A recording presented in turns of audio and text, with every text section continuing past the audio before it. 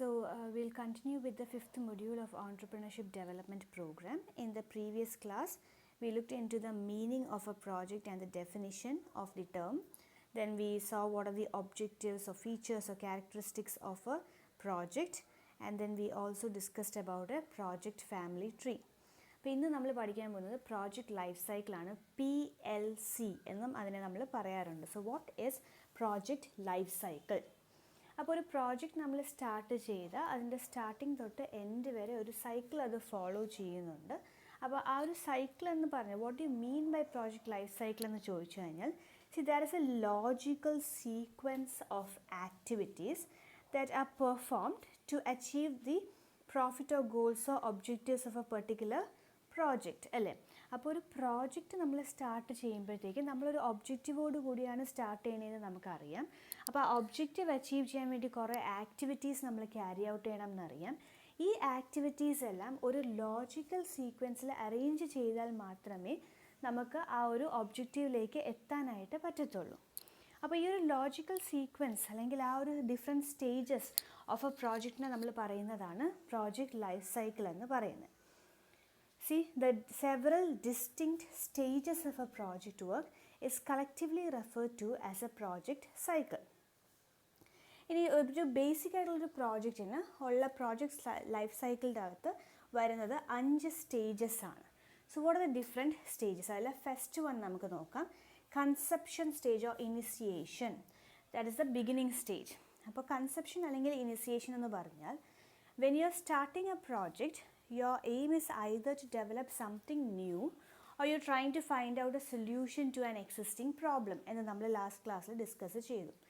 അപ്പോൾ നമ്മളിപ്പോൾ എന്താണോ നമ്മുടെ ഉദ്ദേശം, അപ്പം അതാണ് ഫസ്റ്റ് സ്റ്റേജിൻ്റെ അകത്ത് പറയുന്നത്.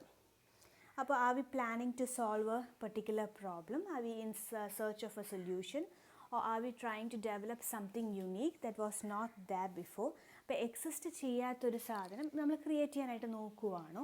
എന്താണ് നമ്മുടെ ഐഡിയ?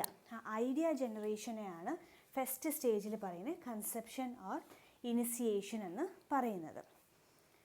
അപ്പോൾ പ്രോജക്റ്റ് ഐഡിയ നമുക്ക് എവിടെ നിന്നൊക്കെ കിട്ടാം? നമുക്കൊരു ബിസിനസ് ചെയ്യണം എന്നുണ്ട്, ഏത് ഫീൽഡിൽ എങ്ങനത്തെ ടൈപ്പ് ചെയ്യണം എന്ന് we are on a constant look out. അപ്പോൾ നമുക്ക് എവിടെ നിന്നൊക്കെയാണ് നമുക്ക് ഐഡിയ ജനറേഷൻ ചെയ്യാനായിട്ട് പറ്റുന്നത്? അപ്പോൾ നിങ്ങളോട് പരീക്ഷയ്ക്ക് സോഴ്സസ് ഓഫ് ഐഡിയ ജനറേഷൻ അല്ലെങ്കിൽ പ്രോജക്റ്റ് ഐഡൻറ്റിഫിക്കേഷൻ എങ്ങനെയാണ് ചെയ്യുന്നത് എന്ന് ചോദിച്ചു കഴിഞ്ഞാൽ ഇപ്പം പറയാൻ പോകുന്ന ആ ഒരു ഏരിയ വേണം ആൻസറായിട്ട് എഴുതാനുള്ളത്. അപ്പോൾ നമ്മൾ ഫസ്റ്റ് എന്ത് ചെയ്യും? Will listen to what everyone around us is doing അല്ലേ.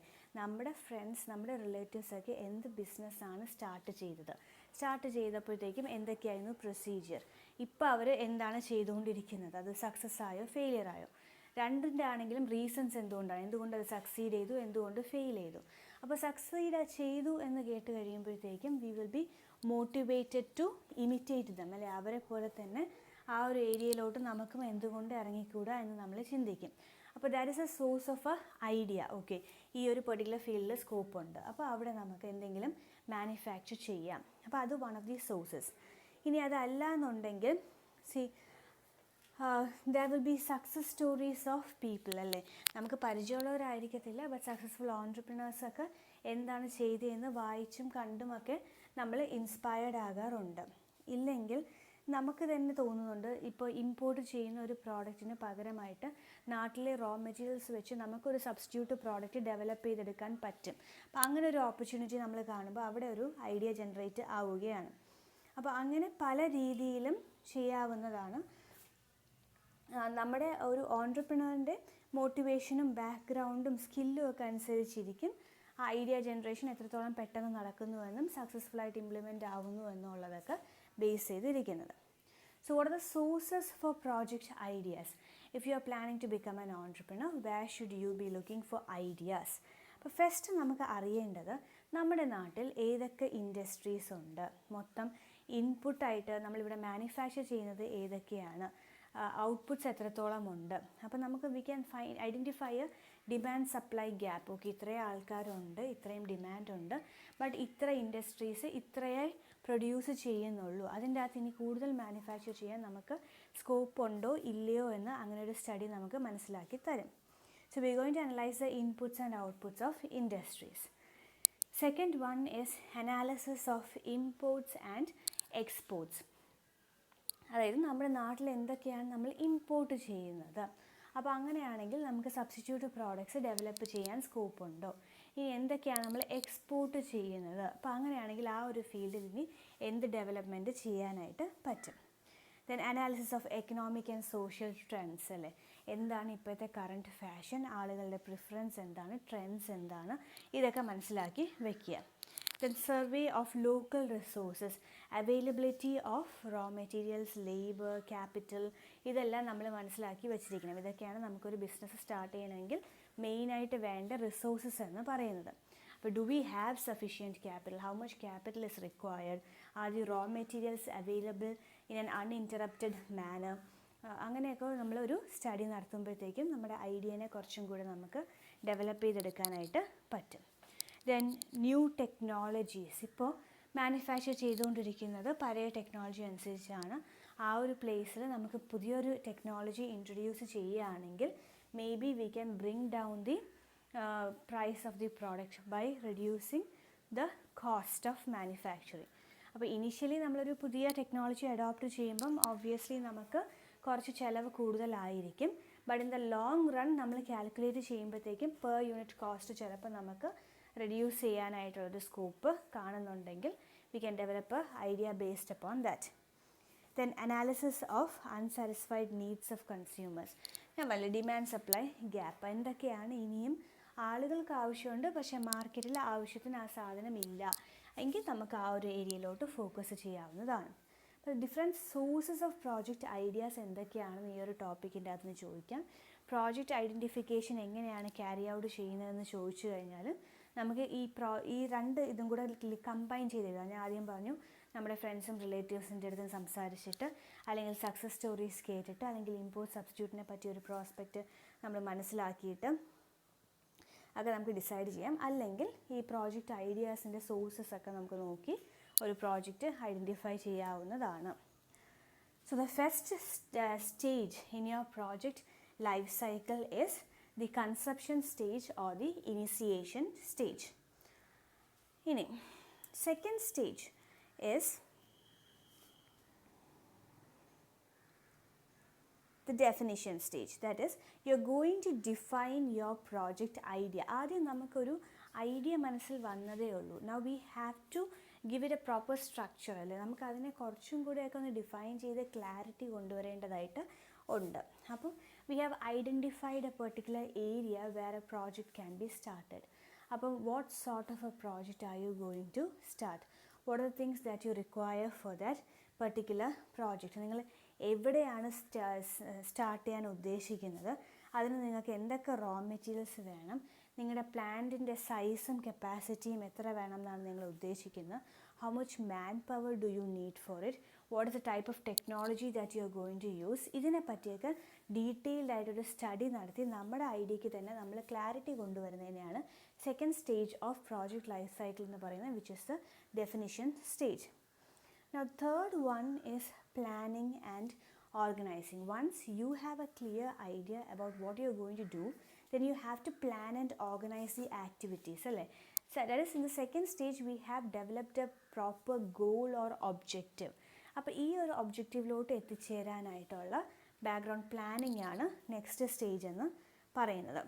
അപ്പോൾ പ്രോജക്റ്റ് പ്ലാനിങ്ങിൻ്റെ ഭാഗമായിട്ട് ഏതൊക്കെ ആക്ടിവിറ്റീസാണ് വരുന്നത്? You have to plan the project work. That is, you have to find out the sequence of the activities. What are the activities that you require for that particular project? ഇനി ഏത് sequence, ഏത് ഓർഡറിൽ ഏത് activity ആദ്യം ചെയ്യും, അതിനുശേഷം അടുത്തത് ഏത് ആക്ടിവിറ്റി ചെയ്യും, ഇനി ഒരു പ്രോപ്പർ സീക്വൻസ് ഉണ്ടാക്കി വയ്ക്കുക. ഇനി ആ ആക്ടിവിറ്റീസിൻ്റെ ഒരു ഷെഡ്യൂൾ കൊടുക്കുക, അതായത് ടൈം ഷെഡ്യൂൾ ഫിക്സ് ചെയ്യുക. Within what time should you complete each activity. അപ്പോൾ ഇതാണ് പ്രോജക്റ്റ് പ്ലാനിങ്ങിലെ first one, planning the project work. Second one, planning of man power. How much labour do you require, how much skilled labour, how much unskilled labour do you require. അപ്പോൾ ഇങ്ങനത്തെ കാര്യങ്ങളൊക്കെ നമ്മളൊന്ന് calculate ചെയ്ത് estimate ചെയ്ത് വെക്കണം. അവർക്ക് വേണ്ടി നമ്മൾ എന്തുമാത്രം എക്സ്പെൻസസ് നമുക്ക് ഇൻകർ ചെയ്യേണ്ടി വരും. അപ്പോൾ planning of the man power. Second one, planning the money, how much is it going to cost you, അല്ലേ? അപ്പോൾ ഇപ്പോൾ ഇത്രയും ലേബർ ആവശ്യമുണ്ടെങ്കിൽ അവർക്ക് എല്ലാവർക്കും പേയ്മെൻ്റ് ആയിട്ട് എത്ര കൊടുക്കണം, നമുക്ക് ബിൽഡിങ്ങിൻ്റെ ആവശ്യമുണ്ടെങ്കിൽ ആ കൺസ്ട്രക്ഷൻ എന്തുമാത്രം പൈസ ഉണ്ടാകും, വേണ്ടി വരും, ആ കംപ്ലീറ്റ് പ്രോജക്റ്റിന് എന്തുമാത്രം ഫണ്ട് വേണം, ഓരോ സ്റ്റേജ് ഓഫ് ആക്ടിവിറ്റിയിലും അതിന് എന്തുമാത്രം ഫണ്ട് വേണമെന്ന് കാൽക്കുലേറ്റ് ചെയ്യാം. Next is planning the information system. How is information going to be passed, അല്ലെ? ആ ഒരു ഇൻഫർമേഷൻ സിസ്റ്റത്തിനെ പറ്റിയൊരു ക്ലാരിറ്റി ഉണ്ടായിരിക്കണം. അതേ സമയത്ത് തന്നെ ഇപ്പോൾ ഈ പ്രോജക്റ്റ് വർക്ക് ചെയ്യുമ്പോഴത്തേക്കും പല ആൾക്കാർ ഒരുമിച്ച് വന്നിട്ടാണ് ഒരു പ്രോജക്റ്റ് ചെയ്യുന്നത്. ടീം വർക്ക് ഇസ് ദേ. അപ്പോൾ ഓരോ ടീമിനും ആവശ്യമുള്ള ഡേറ്റ അതാത് സമയത്ത് നമ്മൾ കൊടുത്തേണ്ടിയിരിക്കണം. ഇനി അവർക്ക് വല്ലതും കമ്മ്യൂണിക്കേറ്റ് ചെയ്യണമെങ്കിൽ അത് കേൾക്കണം. അപ്പോൾ അതുമായിട്ടുള്ള കാര്യങ്ങളുമെല്ലാം നമ്മൾ അറേഞ്ച് ചെയ്യേണ്ടതായിട്ടുണ്ട്. Now the next step in project life cycle ആണ് നമ്മൾ പോകുന്നത്. പ്ലാനിങ് ദ പ്രോജക്റ്റുമായിട്ട് റിലേറ്റ് ചെയ്താണ്. അപ്പോൾ നിങ്ങൾക്ക് പരീക്ഷയ്ക്ക് ചോദിക്കുകയാണ് what are the stages in project planning എന്ന് ചോദിച്ചു കഴിഞ്ഞാൽ you have to plan the project work, you have to plan the manpower, you have to plan the money, and then you have to plan the information system. ഇത്രയാണ് അതിൻ്റെ അകത്ത് വരുന്നത്. അപ്പോൾ we have discussed the 3 stages of project life cycle. The first one was the initiation or the conception stage. Second one is the definition stage. Third one is planning and organizing. Now moving on to the fourth one, that is implementation and execution. Implementation or execution. This is the stage in which the manager starts to actually perform the various activities. ഇത്രയും കാലം നമ്മൾ പ്ലാനിങ്ങിലായിരുന്നു. ആദ്യം ഒരു ഐഡിയയ്ക്ക് വേണ്ടിയുള്ള സെർച്ചിലായിരുന്നു. Idea കിട്ടിക്കഴിഞ്ഞപ്പോൾ അതിനെ നമ്മൾ clarity കൊണ്ടുവന്ന് define ചെയ്തു. അത് കഴിഞ്ഞപ്പോഴത്തേക്കും നമ്മൾ പ്ലാൻ ചെയ്യാനായിട്ട് തുടങ്ങി. ഇതെല്ലാം പേപ്പർ വർക്ക്സ് ആണ്. റിയൽ വേൾഡിലോട്ട് ഇറങ്ങി നമ്മൾ ചെയ്തു തുടങ്ങുന്നത് ഫോർത്ത് സ്റ്റേജിലാണ്, which is the execution or the implementation stage. അപ്പോൾ നമ്മൾ ഈ പ്രോജക്റ്റ് ഐഡൻറ്റിഫിക്കേഷൻ ചെയ്യുന്നത് പ്രോജക്റ്റ് ഇംപ്ലിമെൻറ്റേഷൻ സ്റ്റേജിലോട്ട് എത്തുക എന്നുള്ള ഉദ്ദേശത്തോടു കൂടി ആണ്. അപ്പോൾ ഇവിടെ ഇപ്പോൾ നമ്മളിപ്പോൾ ഒരു പ്രോഡക്റ്റിന് ആവശ്യമായിട്ട് നമുക്ക് മെഷീനറി ആവശ്യമുണ്ടെങ്കിൽ ആ മെഷീനറിക്ക് വേണ്ടിയുള്ള ഫിനാൻസും അതിന് വേണ്ടിയിട്ട് ഓർഡർ പ്ലേസ് ചെയ്യുക, ആ മെഷീനറി ഓർഡർ ചെയ്യാനായിട്ടുള്ള ഇത് കൊടുക്കുകയും ചെയ്യുമ്പോഴത്തേക്കും വി ആക്ച്വലി സ്റ്റാർട്ടഡ് പെർഫോമിങ് ആ activities, and that is what comes in this stage.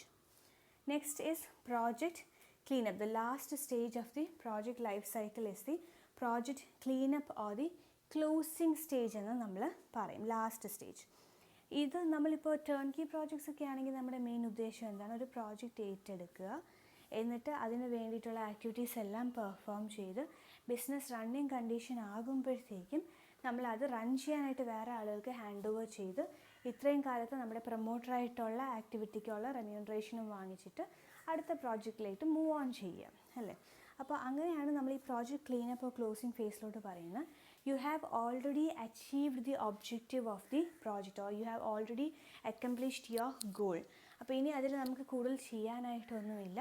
അപ്പോൾ നമ്മുടെ വർക്ക് കംപ്ലീറ്റ് ആയി കഴിയുമ്പോഴത്തേക്കും നമ്മുടെ കയ്യിലുള്ള ലേബറേഴ്സിനെ എല്ലാം കൊണ്ട് നമ്മൾ അടുത്ത പ്രോജക്റ്റ് സൈഡിലോട്ട് പോകുന്നു. ഇപ്പോൾ ഓൾറെഡി കംപ്ലീറ്റ് ചെയ്ത വർക്ക് ആർക്കാണോ ഹാൻഡ് ഓവർ ചെയ്യേണ്ടത് അവരെ നമ്മളത് ഹാൻഡ് ഓവർ ചെയ്യുന്നു, ഏൽപ്പിക്കുന്നു. ഡോക്യുമെൻറ്റ്സ്, ഫയൽ, ഓപ്പറേഷൻസ്, ഈ വക കാര്യങ്ങളെല്ലാം അടുത്ത സെറ്റ് ഓഫ് ആൾക്കാരെ ഏൽപ്പിച്ചിട്ട് നമ്മൾ അടുത്ത പ്രോജക്റ്റ് തേടി പോകുന്നു. That is the last stage. അപ്പോൾ ഓരോ സ്റ്റേജിനും ഡിഫറെൻറ്റ് എഫേർട്സ് ആണ് ആവശ്യമുള്ളത്. The execution stage requires maximum effort of the project manager. Initiation stage requires 4%, planning and control stage requires 8%, closing phase requires 3%. അപ്പോൾ ഓരോ സ്റ്റേജിലും നമുക്ക് എന്തുമാത്രം എഫേർട്ട് ആവശ്യമുണ്ട് എന്നാണ് നമ്മൾ നോക്കുന്നത്. ഇതിൽ ഏറ്റവും കൂടുതൽ എഫേർട്ട് നമ്മൾ എടുക്കുന്നത് ഇംപ്ലിമെൻറ്റേഷൻ ഓഫ് ദി എക്സിക്യൂഷൻ സ്റ്റേജിൻ്റെ അകത്താണ് ഏറ്റവും കൂടുതൽ എഫേർട്ട് എടുക്കുന്നത്. That is when you convert your paper work into real life situations. അപ്പോൾ അത്രയേ ഉള്ളൂ പ്രോജക്റ്റ് ലൈഫ് സൈക്കിൾ എന്ന് പറയുന്ന ഒരു ഏരിയ. ഇനി നമുക്ക് ഡിസ്കസ് ചെയ്യാനുള്ള അടുത്ത ടോപ്പിക് പ്രോജക്റ്റ് ക്ലാസിഫിക്കേഷൻ ആണ്. So what are the different types of projects, so what are the classification of projects.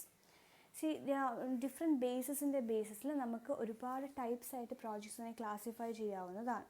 So I have not given the explanation, but you can write it on your own. ഞാനിത് explain ചെയ്ത് പോകത്തേ ഉള്ളൂ, notes നിങ്ങൾ തന്നെ എഴുതുക expand ചെയ്ത്. Okay, So on the basis of activity, projects can be classified into two, that is industrial projects and non-industrial projects. Industrial projects എന്ന് പറഞ്ഞാൽ that is something that is related to manufacturing of goods അല്ലേ. Non industrial എന്ന് പറയുമ്പോഴത്തേക്കും ചിലപ്പോൾ നിങ്ങൾക്ക് service oriented ആയിട്ടുള്ളൊരു project ആയിരിക്കാം, അല്ലെങ്കിൽ അഗ്രികൾച്ചറൽ ഫീൽഡിലുള്ളൊരു പ്രോജക്റ്റ് ആയിരിക്കാം, അല്ലെങ്കിൽ ജനറൽ ആയിട്ടുള്ള ഇപ്പോൾ നിങ്ങൾക്ക് ഒരു dam construction, bridge construction, road construction, അതുപോലത്തെ എന്തെങ്കിലും പ്രോജക്ട്സ് ആയിരിക്കാം. So it is divided into two based on activity, industrial projects as well as non-industrial projects.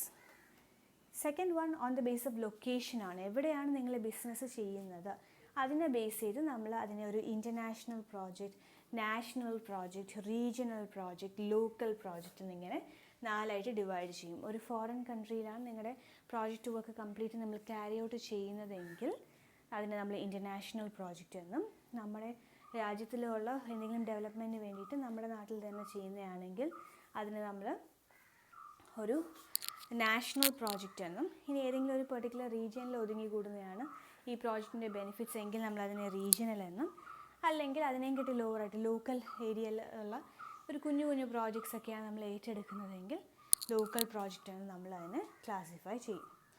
Based upon speed and time classify ചെയ്യുന്നത് normal project, crash project and disaster project. See normal project എന്ന് പറയുമ്പോഴത്തേക്കും we have a certain time to complete that project. നമുക്ക് കുറച്ച് gap ഉണ്ട്, കുറച്ച് ടൈമുണ്ട്.